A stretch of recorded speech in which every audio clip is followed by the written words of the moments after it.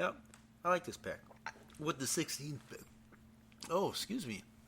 With the 16th pick, the Chicago Bulls traded to Minnesota a center out of Creighton, Justin Patton. Carter, your thoughts on this?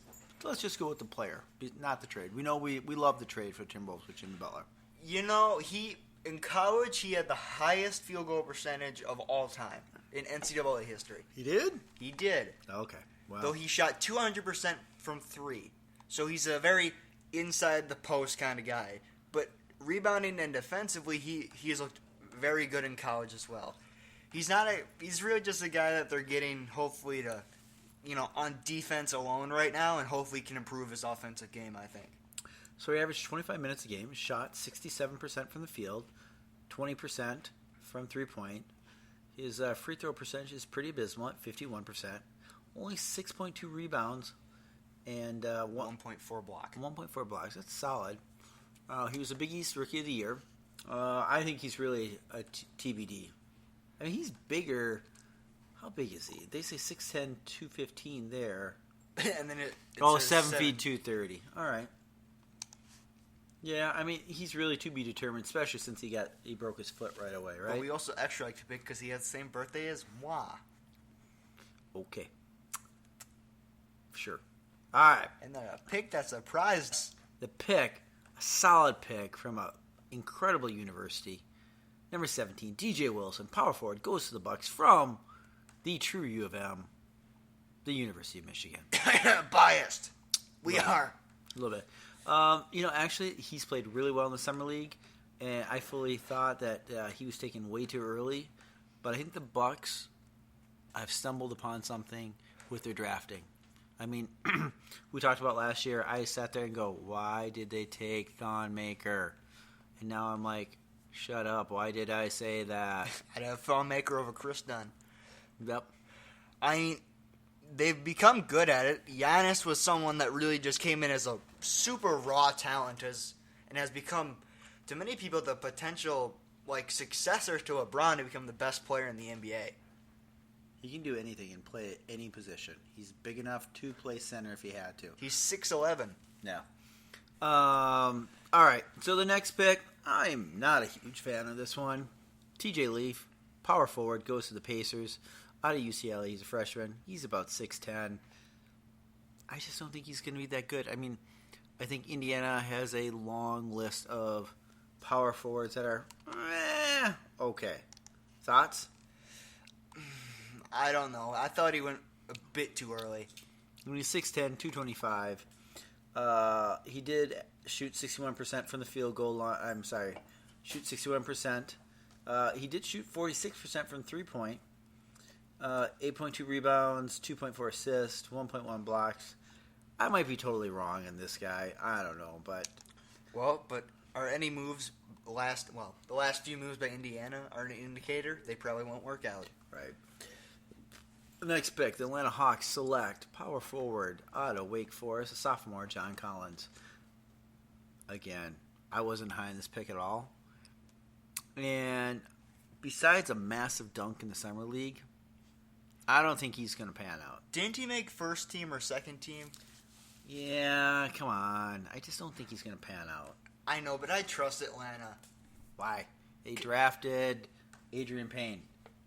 And then they traded him. Well, okay, so they're smart at trading, not great at drafting. They've had a good history of drafting. I think they're okay at player development. Yeah, they're Dennis okay. Schroeder, Tim Hardaway.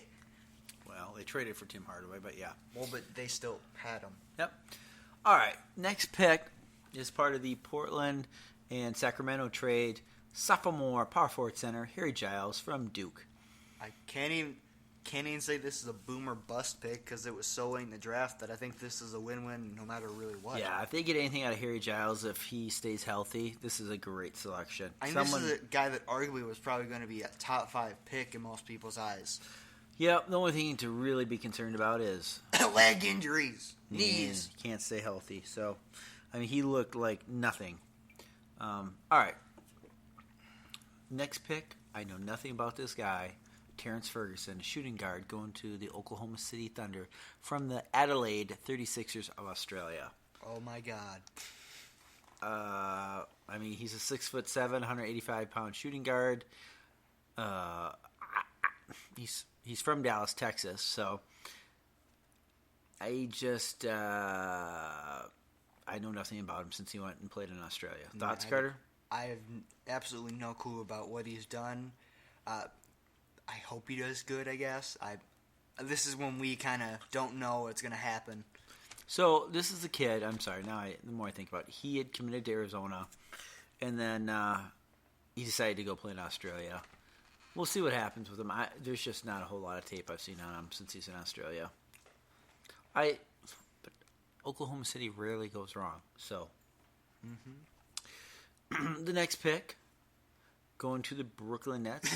For a second I thought you were going to skip because you're on someone else. Sorry. Jared Allen, a center, out of Texas, a freshman. Thoughts on this one, Carter? I like this pick. I think he's a good defensive center. Okay. He's not going to replace Brook Lopez because, well, for one, he plays defense, something Brook Lopez has never done. We're getting late in the draft. This is a deep draft. If this guy is a rotational player, I think they should be happy with this pick, right? Oh, yeah. Okay. Straight OG. I wish the Wolves would have taken this guy or found a way to take him. OG Anunoby. Did I say it right, Carter? I have no idea. We'll just go, OG Anunoby! Small forward, out of Indiana, sophomore, going to Toronto.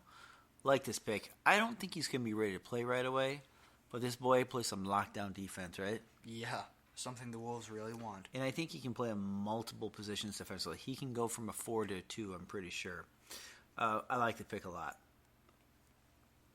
Talked about the Tyler Lydon pick. And the 24th pick was Tyler Lydon, traded the Nuggets. 25th pick was, I believe, the 7-2 or 7-3. So, I like this pick. It's Anez Paseniks, I think I'm going. He's the guy with the incredible handles, right? Yes, he's the 7-1 guy. My bad, 7-1. He played with Kristaps Porzingis. He's a Latvian who played for a Spain team, being the Herbalife Gran Canaria. Is he coming over this year, or is he probably going to be stashed for a little while? Do we know? Knowing Philadelphia, they'll stash him. Well, this is Orlando that took him, though. Ended up with him, right? But traded to Philadelphia. Oh. Yep, so Philadelphia. Okay, so... And Philadelphia likes their European big men to wait 2 years. Well, they just like all their players to come 2 years later so they can continue the process, right? Wait a minute. Didn't Dario Saric, wasn't he also selected by the Magic and then traded? Yeah. That's funny. To me, for some reason. That's kind of funny. Sorry, I'm just trying to see if they say anything he's coming over or not. I don't see it, so... I would not assume he's coming over just yet. 7'1", 220? Once you get European at that point, you're probably going to stay Stash over him. for... Yeah. All right, 26th pick, reigning Big Ten Player of the Year, I believe, Caleb Swanigan, power forward. Portland Trailblazers take him. Purdue sophomore. He has looked good. He has looked good. He's looked better than Zach Collins. Well, that doesn't take much. Next pick, number 27, Kyle Kuzma, power forward. This, oddly enough, trading for this pick, the Lakers took an absolute gem, it seems. He displayed some versatility. I believe he was the Summer League Games finals MVP, and he averaged I think nearly 20 points. Yeah, he's one of those guys we'll have to see. Just my opinion. He's just looked good to me as of right now. 28th pick, the Los Angeles Lakers selected power forward center Tony Bradley of North Carolina, but that was eventually traded to the Utah Jazz. Correct, Carter? Yep. I'm not going to lie. I don't know what Tony Bradley is going to do. I just don't have an opinion of him. How about you? And I do. I think at this point what we're going to do is we're going to skip to players we kind of know of and talk about what we think. Frank Mason III at 34, I like. Well, we got Josh Hart, the Villanova senior, going to eventually to the Lakers. He didn't show much, but I don't know. You like to see the seniors actually get drafted and do something, right? Well, there was only, 2 selected in the first round? Let's talk about, like you said, second round pick number 34, Frank Mason III, going to the Kings. I like this pick. I mean, this was the college player of the year. I know. But really, his downfall was he was old. Yeah. The next pick, Ivan Rabb, should have came out last year. He fell way down there. So is it funny that I kind of compare this to Deontay Davis because he was also traded to the Memphis Grizzlies? it's exactly like it. Except that it was kind of switched where Deontay Davis, people said he should have stayed a year in college, and it seems with Rabb he should have, gone a year earlier. Right. Let's talk pick number 37. The Boston Celtics took Semi Ojeleye. And the only reason we know this guy is because we saw him play at SMU in the NCAA, and the dude is ripped. 6'7", 240-some pounds. A big, big dude. That he is. And the next pick was, oh, God, this is such a good trade. It was Jordan Bell, power forward from Oregon. And the Chicago Bulls selected him, but eventually traded him to Golden State for cash. $3.5 million. So for all those people that are fans of the Chicago Bulls, they're bummed. So, Chicago fans, as lifelong Timberwolves fans, we feel for you, but not that bad, right? 13 years. Right. They have 6 rings. We got 0. Yeah. Let's move down to pick number 41, Tyler Dorsey. He was an Oregon sophomore. I like this pick. Went to the Hawks. Good size. I'm sorry. No, that's not the guy I wanted. Thomas Bryant, number 42. Indiana sophomore? Yes. I was thinking the other Dorsey. Power forward. I think he's really more of like a center, 6'9", 6'8". Played well at Indiana. Thoughts on him, Carter? I like this pick. I think he could actually become okay in the NBA. Mm-hmm. Considering he was a 42nd pick? Yeah. I mean, if you get anything from a second-round pick, you're pretty happy, right? Yep. The last pick I want to touch base on, number 47, Ike Anigbogu, a UCLA freshman, went to the Pacers with pick number 47. I think he's really raw, but... Second-round picks generally are. Yeah. Or they're old. Thoughts on him? Yeah, I actually like this pick better than I like the Tyler Lydon pick. I do too. There's one point I want to talk about, and that's Sindarius Thornwell. Yep. Honestly, I thought he was going to be a guy like Justin Jackson that was going to rise super high in the draft because of his performance in the March Madness tournament. Because South Carolina went on a great run, and he was the reason behind that. But I guess the biggest difference between him and Justin Jackson's rise was, he's a senior, so that that doesn't bode well for him. That means he's going to be picked much later. So let's see, where was the first senior selected in this draft? It was the 29th pick. So, not a good year for college seniors. No, it's really not. Well, on that note, we've discussed the draft and what we liked about it, what we disliked about it, hopefully what we think will happen for some of these players. And, let's hope this is a better draft than last year's. No doubt. Chris Dunn, Timberwolves fan, what a bust, right? Most of the players in that draft are busts. Right.